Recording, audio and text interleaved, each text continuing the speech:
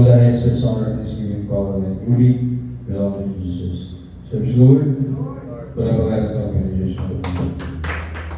Salamat sa Panginoon. So, may gabi sa Panginoon. May gabi sa matag-usapan nato. O, salamat may katagaan sa Panginoon sa pagkinabihi sa tuloy ng Diyos. Padaan sa pagsimba, dahil pag-imayan o pasalamat kaniya. Salamat sa mga pag-aamping sa tubong semana. O atong i-focus itong nagsikas sa mga pagdaing pagsimba, pag-imayan o pasalamat sa tuloy ng Diyos. Sa pagsugod, pag-apat. Hallelujah, hallelujah, hallelujah. Daligon ng mga reyes ng para tagiyas pinabi ng buwan sa lahat ng siyuta. Diyos ng buwan, Diyos ng sa Chico, Diyos ng Pentecostal Diyos ng Israel, Diyos ng hanggang sa ating church, hallelujah. May gabi kami pinakamamahal naman sa Panginoon, salamat na Diyos. Sa lahi kayo sa mga kinabi kami mag-dahing magkasipang iman, salamat kayo mo. Pinagi sa pag-alaala sa atlang ipagpahulay, kaya kung isugod din ka na mo, Diyos, inap Diyos, ikaw magawan ka na mo, ikaw Diyos, magpamuna ka na mo, bubuhay kami silang presensya, ihagay kami silang Espiritu, Diyos, hallelujah. So, kaya wala kami may magpumulay ka. Pangunahan mo po kami, Diyos, hallelujah. Dasigal, ikuna, tag-usam, Diyos, hallelujah. Pag-usap mo, Diyos, hallelujah, ko ang mabaghan lang mo sa kawin sa kalimutan. Intananggan ang iyang isa rin sa mata, lamang dawat sa gawin ng Panginoon Jesus. All the highest praise, honor, thanksgiving, power, and glory belong to Jesus. In the name of Jesus we pray, amen. Praise the Lord. Okay, hanggang kay David Mami, siya mag-lead sa praise of worship.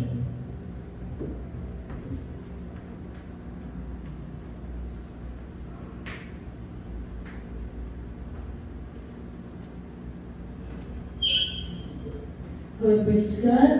Mga gabi sa tanan, atong dayon, atong buhi, dayon ng Diyos, sa mga temple of the songs. Amen. Praise God. Hallelujah.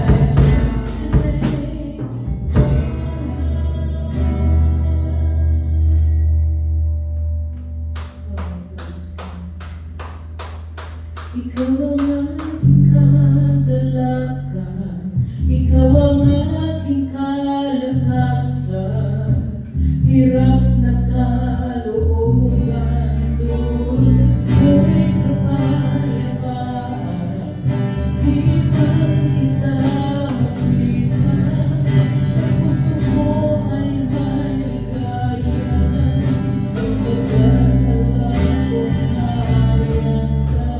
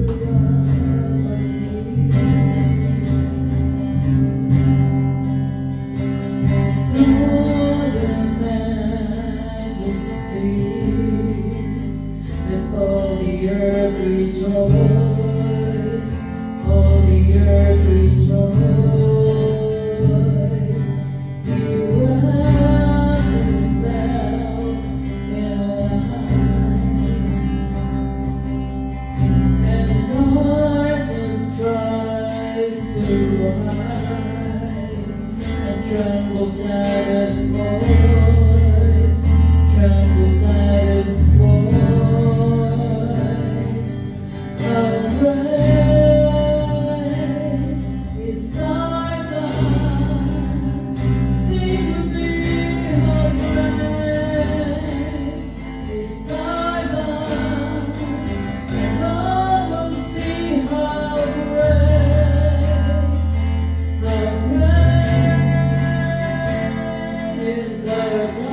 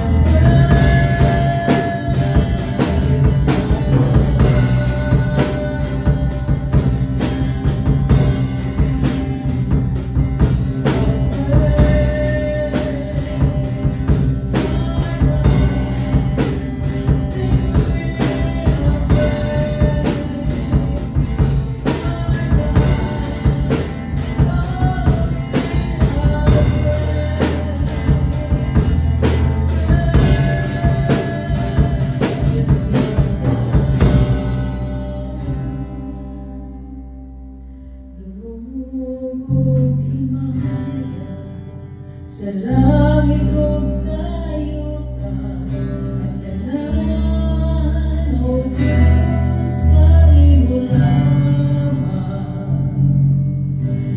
Ikaw puno sa guma, na wala'y katapusan. O Diyos, awitan mo ang umahon.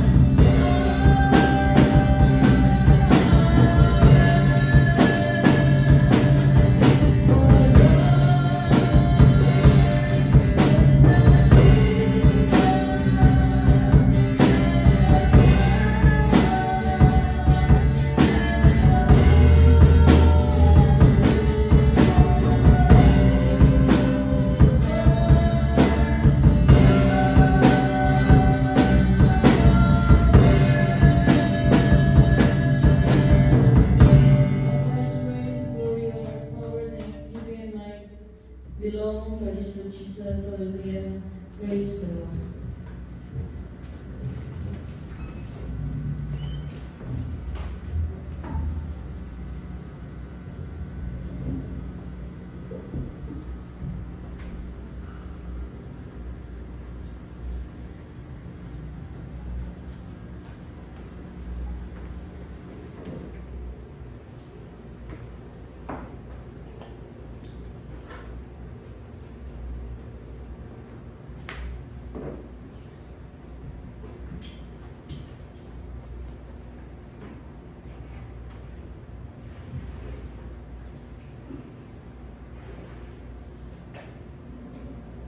Ang kabebahan, dakilang pag-ibig, pagmamahal na habang adlaw, mga pagpapala mula sa ating dakilang Diyos na isa sa atin sa gabi ito, mga Amen? Praise the Lord. Palapagan natin pwede Diyos ng mahal. Amen? Palapagan natin pwede Diyos ng mahal.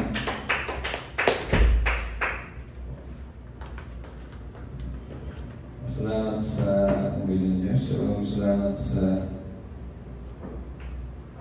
David. Mami sa pagdala sa praise and worship. Thank you, David Instrumentalist. Huwag atong iandam atong mga igulo mo. Makinig po tayo sa ating Bible study.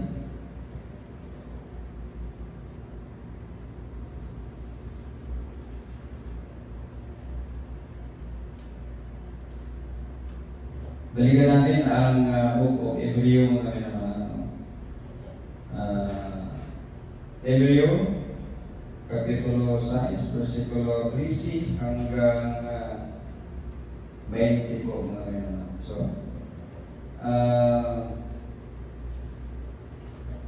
bago natin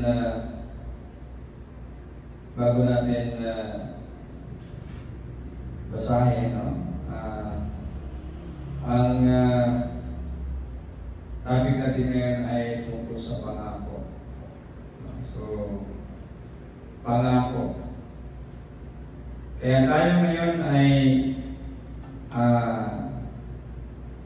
binigyan ng pagkakataon na maligtas at yan po yung pangako ng ating dakilang Diyos. So, kapag ang Diyos ay nangangako, tinutupad niya yan. No? Dahil ang Diyos ay hindi naman sinungaling. Yan po mga may mahal. Kaya, tayo ay pinangakuan ng blessing, di ba? Lahat naman tayo ay pinangakuan ng blessing. Kaso lang, paano naman darating yung blessing kapag hindi ka kumikilos? No? Tulad na nangyari sa pandemic, marami ang mga magulang na pinahinto nila yung mga anak nila, hindi pinapatuloy sa pag-aaral. No? Kahit na mayroon namang blessing ang pangako ng Diyos, paano i-bless? Paano ka i-bless? No? Na yung pangakong blessing na ibinigay ng Diyos sa iyo, lahat tayo binibigyan ng pangako. Mayroong pangako ang Diyos sa atin. Nabibigyan tayo ng blessing. Wala namang kahit isang tao na hindi pinangakuan ng Diyos ng blessing. Sobra-sobra pa lang ang ibinibigay ng Diyos. Pero kahit nga masama binibigyan ng blessing ng Diyos. Lalong lalo pa yung naglilingkod sa Kanya. Kaso lang, hindi ka naman kumikilos. Wala ka namang ginawa. Anong i-witness ng Diyos sa iyo? Saan huhugot ang Diyos, no? O pang mabigyan ka ng blessing? Wala. Kaya maraming mga hindi nakapag-aral, hindi nakatapos. Hanggang ngayon, nag-aaral pa yung iba. No? Pero, kapag pinapaniwalaan mo ang Diyos, na ang Diyos ay magbibigay ng blessing, kapag ikaw ay kumikilos, no? Halimbawa na lang, hindi naman sa mamalaki, no? Tayo ay nagbabasa din ng mga propesya sa Bible. Pero yung mga propesya sa Bible kasi, no? Hindi naman yan hawak natin eh. Hawak ng Diyos yan. At lagi natin sinasabi dito, kahit na nga ang Nineveh, nag-utos na ng Diyos, nag-warning na, nagbigay na ng takdang panahon, no? Upang parusahan. Nangyari ba? Hindi. Di ba? Kasi yan ay patunay na ang ating dakilang Diyos ay mahabagin, maawain. Kaya huwag kang magalit. Halimbawa, kapag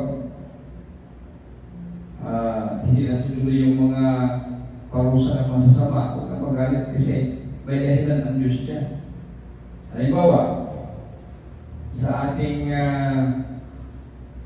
bago tayo pumunta ng ibang bansa, so kami nagbabasa rin ng mga propesya at sinasabi namin, pinapag-aral ko dito, no?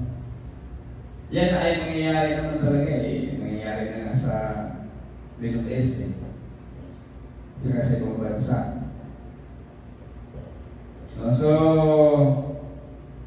hindi lang sa Middle East ng mga bansa. So, yan po mga minamahal, no? So, kaya hindi kami natatakot, no?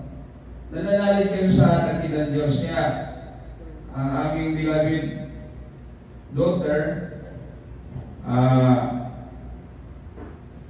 siya'y naabutan ng ng pandemic. Nung graduate siya ng senior high, hindi siya nakapag nakasali kasi masyado ng medyo nagkakagulo na sa COVID. So kaya hindi siya nakapasok, umiyak siya. Pero hanggang dyan lang ba ang buhay? Hindi naman hanggang dyan ang buhay, no? Kaya nung nag-enroll siya ng architecture online, kasi kasagsagan ng COVID at saka lockdown, no? Kaya lahat ay online. Kaya ang mga 3 years, kung hindi ako nagkakamali, 3 years kasi 5 years ang architecture. 3 years siya na nasa bahay lang, hindi pupunta sa high school, no? Nag-attend ng klase online, no?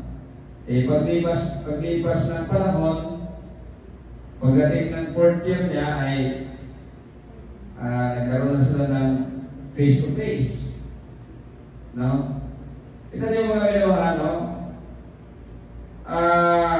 Kung hindi ka mananalig sa Diyos, yung pag-asa hindi mo panghawakan,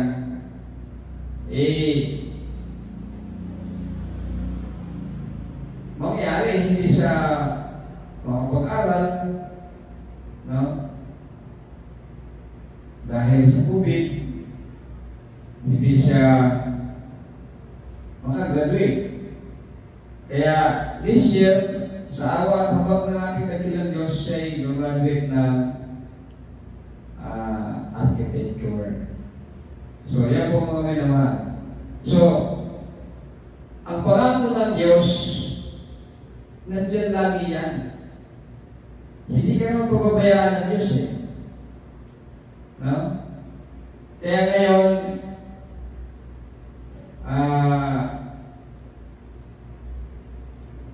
napakaganda ang stock market ngayon. Kaya, kanina nag-attend ako ng investors convention. No? So, nabigyan ako ng pagkakaon na makapagpa-picture kay Chairman Lee, no? Founder and Chairman of Cole Financial. So, yun po mga minamahal. So, ngayon napakaganda ang opportunity, no? Sa stock market. Pero, nakita ko kanina, hindi puno yung mga bangko. Libre na nga, no? Kaya, siguro natatakot pa rin ng mga tao. So, yan po mga minamahal. Kahit pa ang Diyos ay may pangako sa atin, paano ibibigay ng Diyos ang pangako niya kung wala ka namang gagawin? Kung natatakot ka? Yan po mga minamahal. So, halimbawa lang sa bagong pangyayari sa Iran, no? Sabi natin, kapag kayang wakasan na, no? Yan po mga minamahal. So, kapag natatakot, kaya naman, tapos natatakot, o anong mga iniisip, yung pangako ng Diyos na kapayapaan, hindi mo makakamit. Yan po mga minamahal. Kaya nung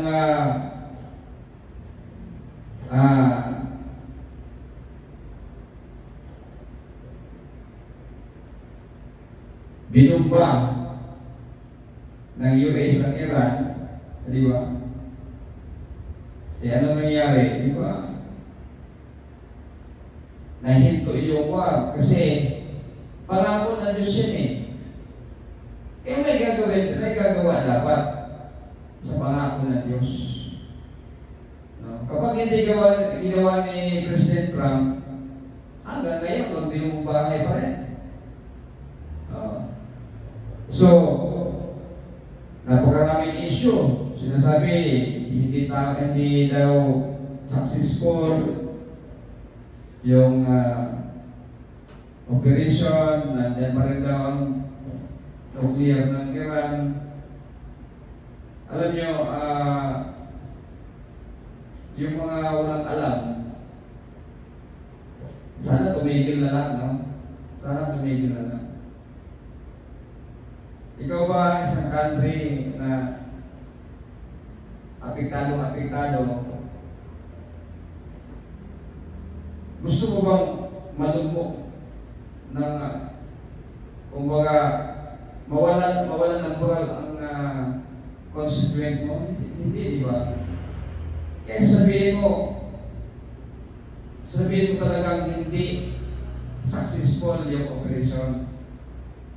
Sabihin mo talagang nagwagi tayo, no? Para naman ang mga citizen ng Iran hindi naman masyadong mawala ng moral. Diba? Tama lang naman yan eh. Pero kung ang expert, yung mga expert, mga sundalo ng mga expert, ang tatanungin ninyo, hindi magsasabi yan na hindi nila na kasi alam nila kung anong capacity ang itinira nila doon. Alam nila kung anong effect. Pero yung layman person, tagaw-taw lang yan eh. Parang sirang taka. Yun yung nangyayari ngayon. Nagpilit si President Trump eh. Ang mga nagsasalita kasi walang alam. So, yan po mga minamahal, no? Ang pangako ng Diyos ay nandiyan. Kaya sinasabi natin, kung kayang wakasan na upang magkaroon ng kapayapaan. So, yan po mga minamahal, no? Nagkaroon na ng kapayapaan para pagka natin ng Diyos. So, sa ating paglilingkod sa Diyos, nandiyan na rin yung pangako na kaligtasan. Paano ka maliligtas kapag hindi ka naniniwala na ililigtas ka ng Diyos? Paano ka naman mabigyan ng buhay na walang hanggan kapag hindi ka naniniwala na mabibigyan ka ng buhay na walang hanggan? Hindi ka naniniwala na mayroong buhay na walang hanggan. Hindi ka naniniwala na may langit. Yan po mga minamahal. So, ang pangako ng Diyos, hindi ka mapasasama. Hindi ka mapasama. Kailangan may gawin ka, hindi pwede na wala kang gawin. No? Yan po mga minamahal. So, may mga bagay na kailangan maintindihan ng tao. So, dahil sa ating pag-usapan ngayon, Hebreo chapter 3 verse 13 to 20. Ito yung pangako, no? Kaninong pangako ito? Verse 13. Tingnan nyo ang karanasan ni Abraham. Nang nangako ang Diyos kay Abraham, hindi siya gumamit ng ibang pangalan para patunayan ang pangako niya, kundi ginamit niya ang sarili niyang pangalan dahil wala nang makahihigit pa sa kanya. Sinabi niya, talagang pagpapalain kita at pararamihin ko ang lahi mo. O, diba? So, nandiyan ang given na yan. Kahit sa atin ngayon, kung anong pangako ng Diyos kay Father Abraham, ganun din ang pangako niya sa atin. Walang pagkaiba, kaya nga dumadami, di ba? Magkaroon tayo ng mga reunion kasi dumadami na yung mga lahi, no? Hindi na nagkakakilanlan, no? Yan yung pangako. E paano naman mapapasa iyo ang pangako ng Diyos kung hindi ka nag-aasawa? No? Dadami ba yung lahi mo? Pero kay Father Abraham, yung pangako niya, talagang, kumbaga, kakaiba kasi baog na si Sarah eh. Baog. Hindi nakakaanak. Kaya, yan yung nangyayari ngayon eh. Merong anak si Father Abraham sa labas, si Ismael, at yan yung mga Muslim, no?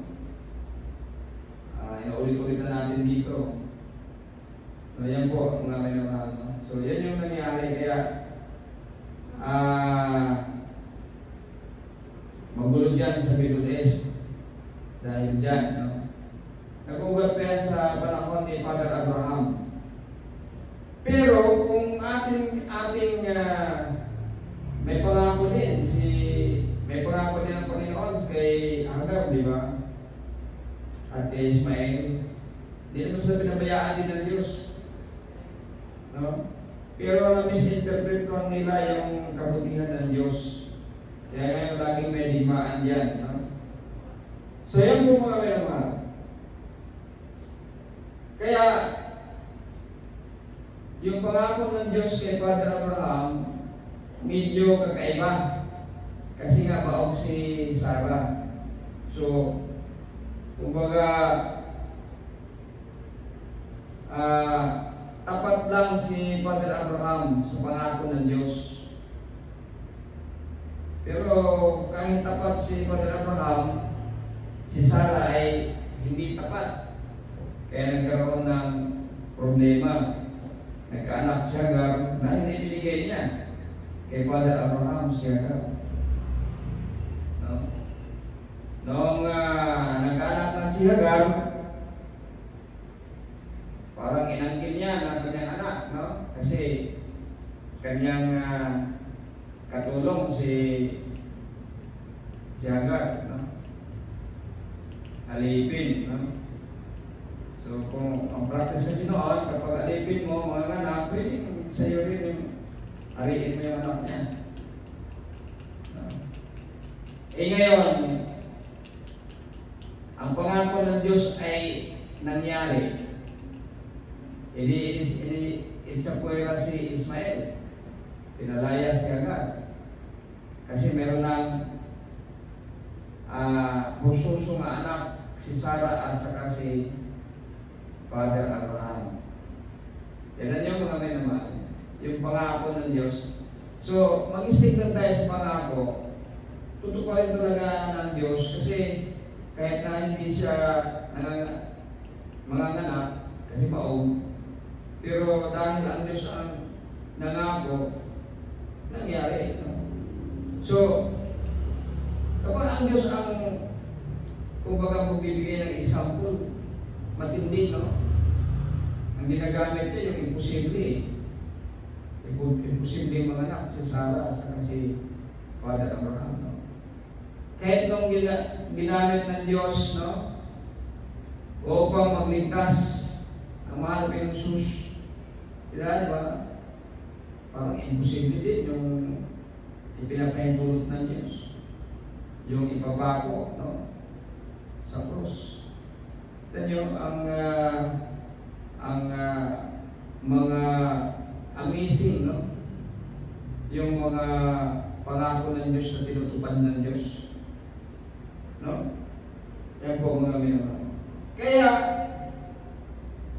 yung aming pangako, ay yung pangako niya sa atin, no? Wala pa sa ating mga ninuno, ang kaligtasan, no? Totoo yan. Yung pangako na langit, totoo yan. Yan po mga minamahal. Mangyayari po yan mga minamahal. So,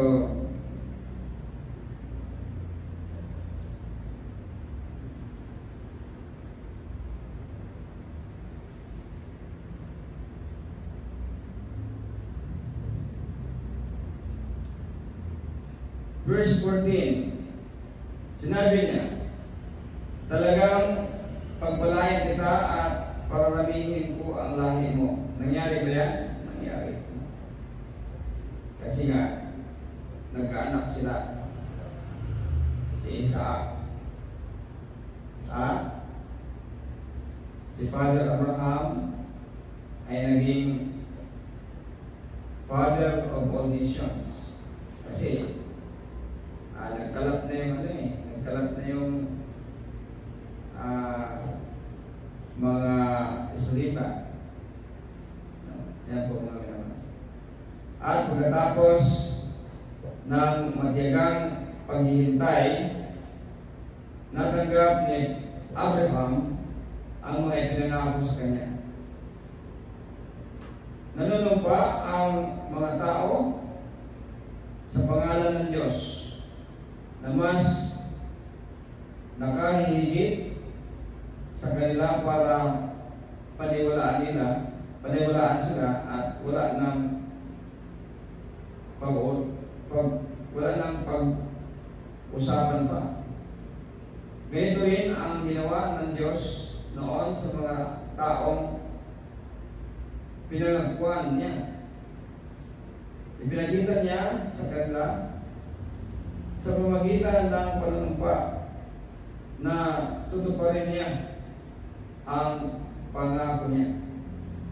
At ang dalawang bagay na ito, ang pangako niya at panunumpa, ay hindi mababago dahil hindi magagawang magsinungaling ng Diyos.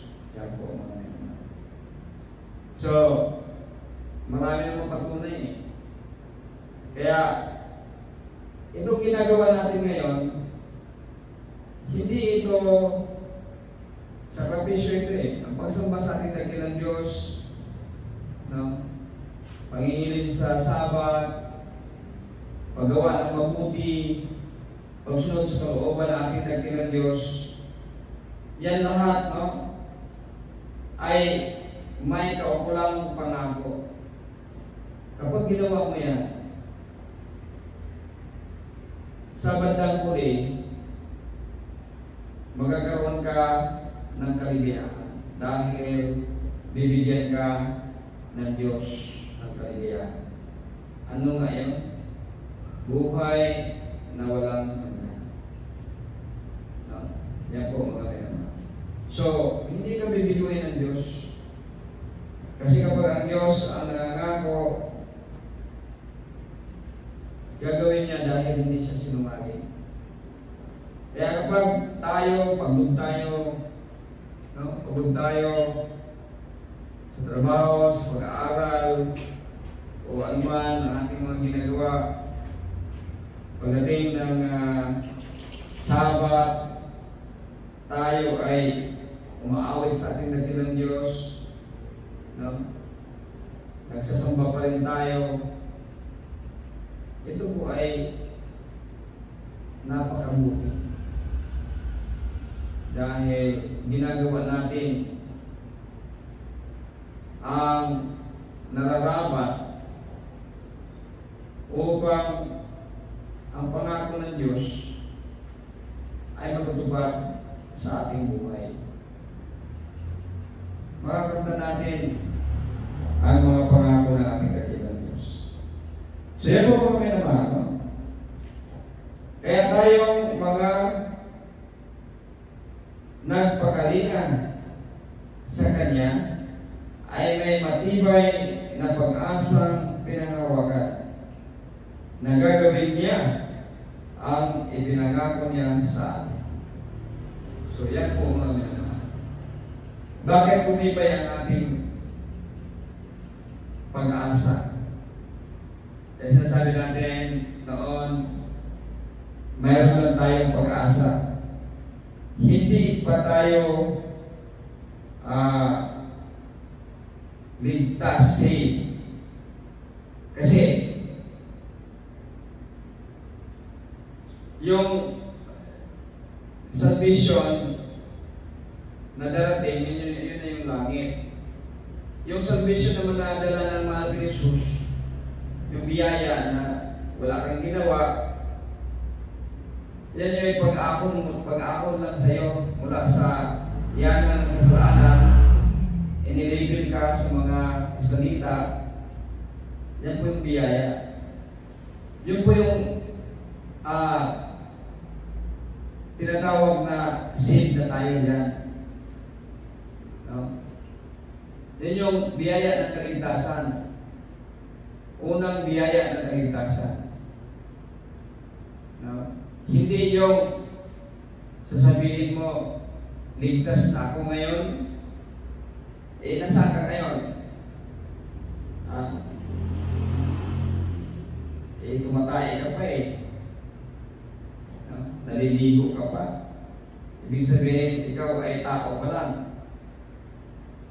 Ang biyayang darating ay, yan po ay spiritual. Although yung biyayang dumating na, yung biyaya ng mahal ni Jesus, yung kaligtasan na inahon ka mula sa kasalanan papuntang kabutihan, no? Yan po ay nakamtan na natin yan. Kaligtasan din yan. Yan yung biyaya kaligtasan din, no? Pero hindi yan ang kaligtasan na darating na sinasabi. Yung biyaya na darating, yun talaga yung spiritual. Although yung nauna ay spiritual din, kasi pagliligtas din yun Pero ang biyayang darating ay yan yung final. At hindi tayo ligtas pa. Hanggat hindi tayo hahatulan na makapunta tayo sa langit, hindi pa natin nare-receive yan. Kaya, ang mayroon tayo ngayon ay pag-asa. Kaya, ano nagpapatibay ng ating pag-asa ngayon? Ito yung mga pinag-aaralan natin tungkol sa mga pangako ng Diyos na kahit kailan hindi nagsisinungaling ang Diyos. Yan po mga mga. Ibig sabihin, ang pangako ng Diyos na buhay na walang hanggan, pinagpatibay yan sa magitan ng mahal ng Jesus. Kasi ang mahal ng Jesus ay unang binuhay. Diba? Nabuhay sa muli. So yan ay katibayan na tayo kapag sumunod tayo, nanampalataya tayo, mabubuhay din tayo muli kapag tayo ay namamatay sa ating physical. So, matibay ang ating tumibay,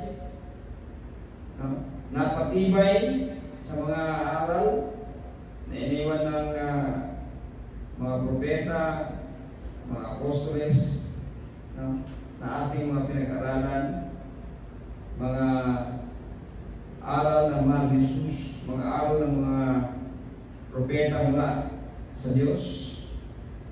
Yan po mga kaibigan. Lalong tumibay, pinatibay ang ating pag-asa. So yan yung sinasabi dito sa Book of Hebrews. So,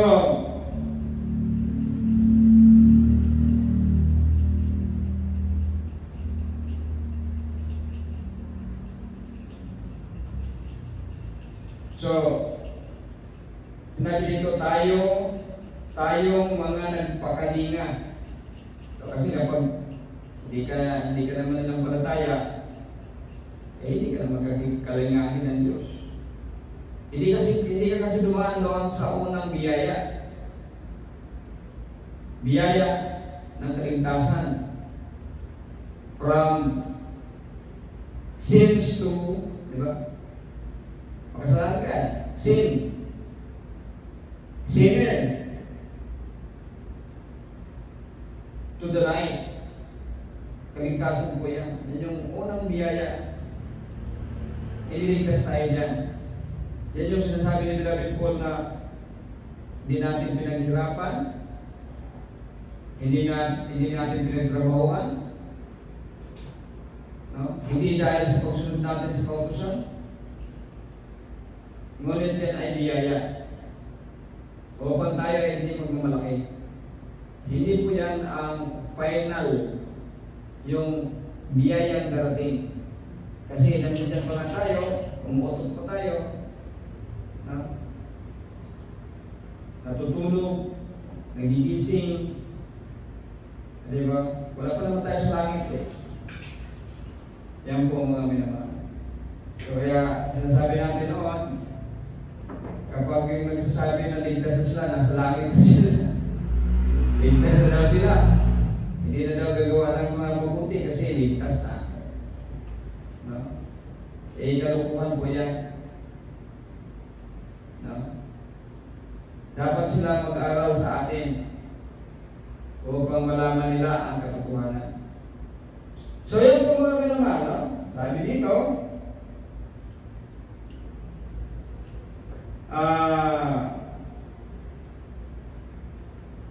ang verse 19, ang pag-asang ito ay matibay tulad ng angkla at ito ay nagbibigay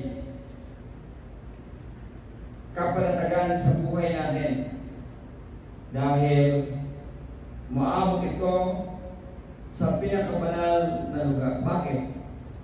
Kasi may nauna na eh. At yung nauna na doon, yun yung nangako sa atin eh. Di ba? Sabi niya, paparoon ako sama, maghahanda ako ng mga kwarto, lawak, no? At babalikan ko kayo. Kung saan ako, naroon kayo. Kita niyo? So yun, di ba? Oh. Nagbibigay kapanatagan sa buhay natin dahil umaabot ito sa pinakabanal na lugar. Ano bang banal na lugar? Ang langit, yung totoong langit na. No? Maraming nagsasabi, saved na daw sila. Nasaan sila? Nasa bahay pa rin nila. Umuotot, tumatay, di ba? Pero, ang mahalaga yung Jesus nasa pinakabanal na lugar na, nasa langit na siya. Ito yung sinasabi dito, na nakaabot dahil sa mahalaga yung Jesus, no? Pinagtibay, no? Yung ating pag-asa at pinapatatag. Yan po mga may dahil sa mahal ko yung Jesus. Nakaabot sa langit eh. Nakapunta na sa langit eh. Kung saan nauna nang pumasok si Jesus para sa akin. Yan. Siya ang punong pare natin magpakailanman. Katulad ng pagkapare ni Melchizedek. So, pinapatatag, pinapatibay, kasi siya na yung namamahala sa kaligtasan natin. Hindi na mga Levita, hindi na mga paring Levita. Kasi yung tipan na yon, pinaluma yon. Yun yung lumang tipan. Hindi yung hindi yung Book of Genesis to Book of Malachi ang tinatawag ng lumang tipan dito eh. Hindi. Mali yan. Hindi po lumang tipan ang Book of Genesis to Book of Malachi. Ang pinalumang tipan ay Levita ang mga siwa sa kaligtasan ng bayan ng Diyos. Pinalitan ko yan ng punong pare natin ngayon, ng mahal ni Jesus. At kaya pinatibay ang ating pag-asa dahil yung ating punong pare nandoon na sa pinakabanal, nandoon na sa langit. Yan po yung tema ng pagpapahayag ng kaalaman, wisdom ng author dito. No? So pinapaniwalaan natin na si Beloved Paul ang nagsulat dito. Pero medyo malabo kasi kulang sa mga support. Pero yan yung sinasabi, no? Pinapaniwalaan nila. So kaya kapag si Beloved Paul ang nagsulat nito, ito yung kanyang sulat na ating pinag-aralan ngayon. No? So, napakaganda mga minamahal. Sana maintindihan natin at kikilos ito sa ating buhay upang mapatibay natin ang ating pag-asa. Kahit ano ang mangyayari sa mundo, kahit sa tingin ko, malapit na rin no, na mangyari yung zombie apocalypse. No? Kasi binibigyan na naman ako ng warning. No?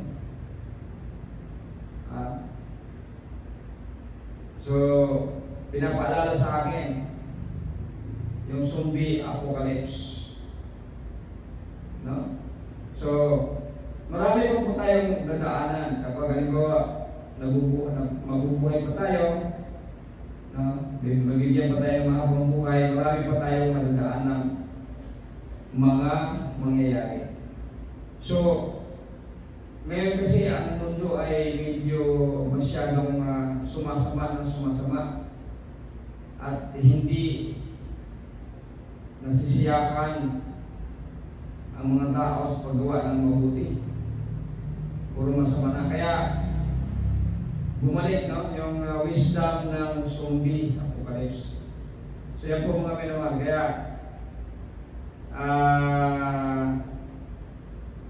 antabayan lang natin. Pero manalig lang tayo sa ating dakilang Diyos. Ano man ang mangyari, hindi magsisinungaling ang Diyos. Ang pag-asa na ating pinangawakan, kapag tayo ay magpatuloy, ibibigay ng Diyos siya. Tulad ni Father Abraham at saka ni Beloved Sarah. Ibinigay ng Diyos, no, na sila ay magkakaanak at magkaroon ng lahi, at yung lahi na yon ay magiging bansa. Yan po mga naman. So, mahirap paniwalaan yun kasi maong nga si Sarah. Pero sa atin ngayon, pinatibay ng Diyos, pinatatag ng Diyos, kinlaro ng Diyos, wala nang lusot ang tao. Sabihin niya, ay, kasi nagdalawang isip ako. Wala nang lusot kasi ang Diyos na mismo ang gumawa ng mga kapamaraanan upang tayo ay manalig sa Kanya. Kaya manalig lang po tayo sa ating dakilang Diyos. Wala pong mawawala. Dahil ang Diyos ay hindi nagsisinungaling. Kabitan natin.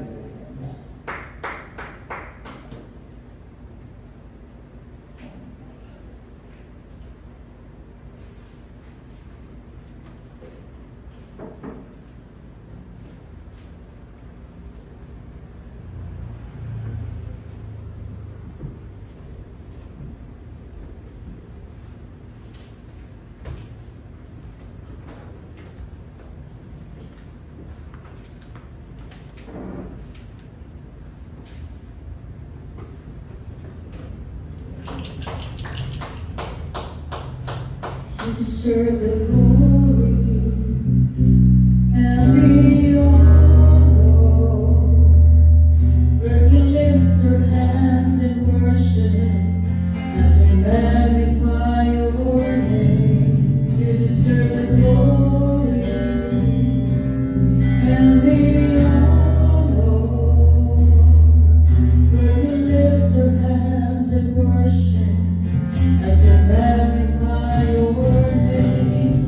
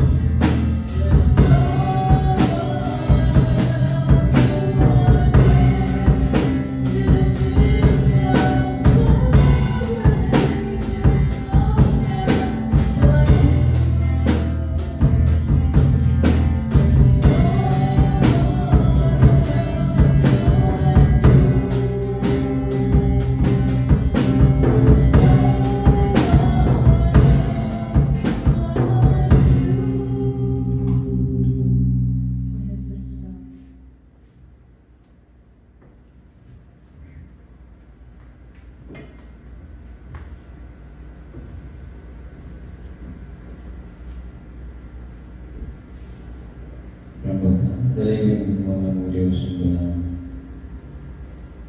salamat sa Diyos sa mga pulong na mga kalimutan. Dilagdagan mo ba ikaw ang may sos ng sukasi ang pinamagana sa pagnabigoy siya puta. Nagpadasi, magpalikon, padugang sa pagsalita niya. O matulugan ako sa paligid ko kanimo ang pagsunod sa langkad mo niya. Tuloy sa pamilya sa pinagbuhay, pagmisigay, pagmisigay, sa pamilya, sa church, o sa mga tao, sa palibot na ipagpasal. Masab Diyos, hallelujah. Padayan kayo Diyos, mag-aawag ka na mo, yung panibakang ka, matulog pagkamang, ang pingin kami, putisyon na kami. Masab Diyos, padayan ikaw mag-aayos mo sa kipultihan, masulat sa mga problema, problema sa kipultihan. Padayan ikaw mag-tagbos ng pinangalaan, ang pagtuwag sa mga pagkakampa Diyos. O padayan ikaw mag-agasig, magalikon ka na mo Diyos, hallelujah. Gawin po kami kanunay ka, kaya kayo pasabi o Diyos, kaya wala kami kumunay ka. Hallelujah. And then ang God, ang kiampo isalit mo sa mata, lamang malawat sa karanang Panginoon Diyos. All the highest most honor, thanksgiving, power, and glory belong to Jesus. And in the name of Jesus we pray, amen. Praise God.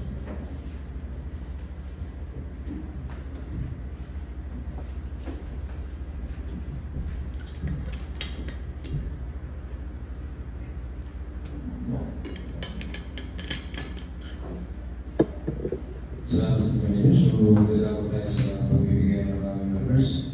Atong tawagan si Beloved unang magbigay ng verse.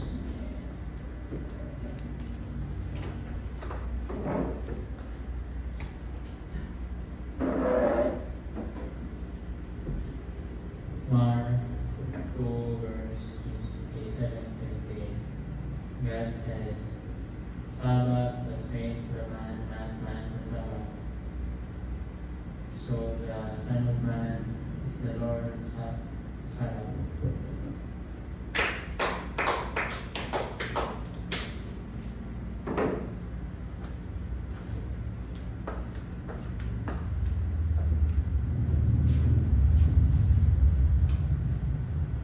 Galatians chapter 5 verse 13. So you, my friends, who are called by free love, do not let your spirit of wickedness be for the things physical desires to control you. Instead, let love to serve one another.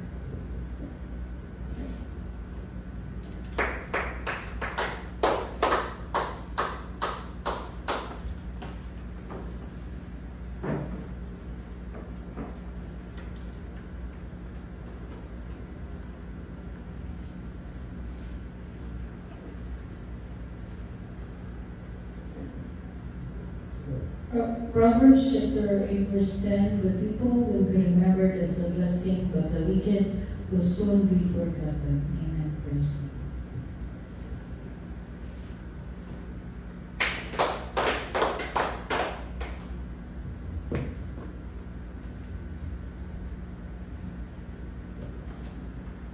John 14:6. I am the way, the truth, and the life. No one can come to the Father except through me. Amen? Jesus said.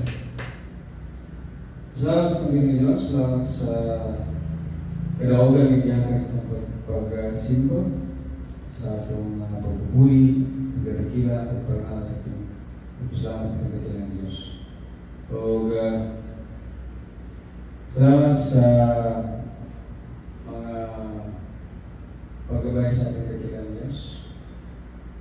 Salamat sa mga pag-aamping sa tiwag simana. Tinawag nga padayon ng Panginoon Diyos mag-aamping o proteksyon ka natin. Ihatag sa Panginoon Diyos ang iyang gugmong kaloob. O ginawag ng ating Panginoon Diyos padayon ng mag-aayos sa kapatian sa mga problema, tuloy sa mga santo sa kapatian, o padayon ng tagbos ng atong mga pinangalan o matulog sa mga pagkakot.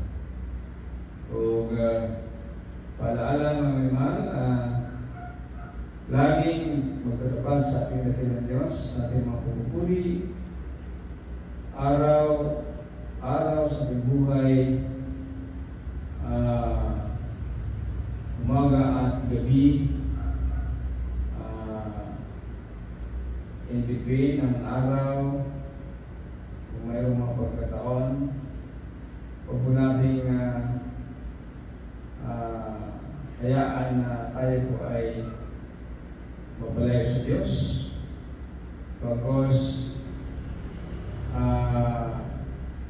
malapit tayo sa ating dakilang Diyos. So, yan po ay ating gamot, ating kalakasan, lahat, ating mapupuri, yan po ang ating kalakasan. Yan po, nagmumula ang habag-atawan natin dakilang Diyos. Kaya huwag po natin kalimutan at patuloy tayo. Sana'y pagtibayan natin dakilang Diyos sa ating puso't isipan upang tayo ay maging matatag. At ibigay natin kay David Aaron siya ang mag-lead sa closing prayer.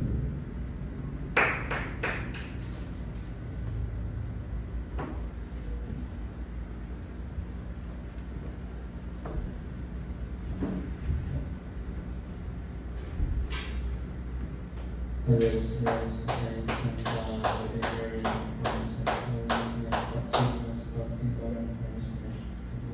Congress of Pagabayers, with no lovers from a harvest, peace and message, Donor Mandor, Governing as Quado, Lucas, and Accountant, message, Donor Mandor, Pino, Sami, Governing Mandor, Pedestrians and Passage, Mandor, Himing Paseros, Usa, Pai, Princess, was out into the thanks of his name. It's always the Parabata of his name. Answer of humanity is your brother's name. It's a simple and normal cuts of his name. It's no what a normal cut of his name. Go with the universe of his name. It's no organs of his name. It's Panawas of his name. Go over passing body with the going on of his name. It's the same, it's the is by five. There's no predecessor shepherd, shall contain Texas. Always praise the Lord of our and saving belongs to Jesus. This name pray and praise the Lord.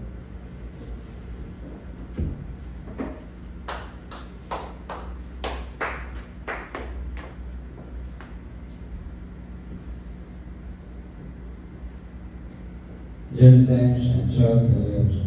Hallelujah. Hallelujah.